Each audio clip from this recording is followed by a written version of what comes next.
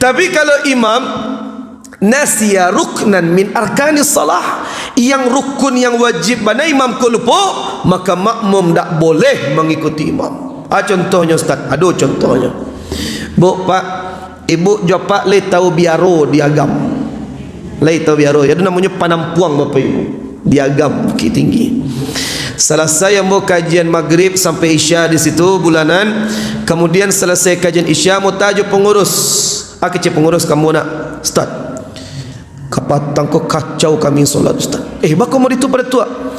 Waktu itu imam solat isya kami apa-apa lah tua Ustaz, 72 tahun umurnya.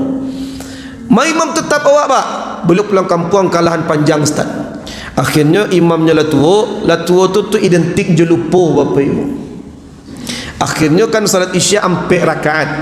Rakaat yang ketiga setelah sujud beliau langsung dua tasyahud akhir. Le faham gambaran Bapak Ibu ya? Berarti imam ko lupa berrakaat ibunya kau. Cik rakaat. Di imam ko langsung tasyahud akhir setelah sujud. Makmum di belakang tentu tagak rakaat yang kampek sembari mengingatkan imam. Subhanallah. Imam ko adalah tuan yang di bawah. Subhanallah kecil makmum-makmum yang lain. Tak ju imam ko tagak. Subhanallah. Duduk je baru. Akhirnya kecil makmum di belakang imam, kecil papak di saf pertama belakang imam. Kecilnya ketika tagak mainkan imam, di imam ko tak ju ngerti. Kecilnya nak 3 baru je. Demi Allah mau itu jadian baik pun dah arahnya benar. Lama tu jadi 3 baru je.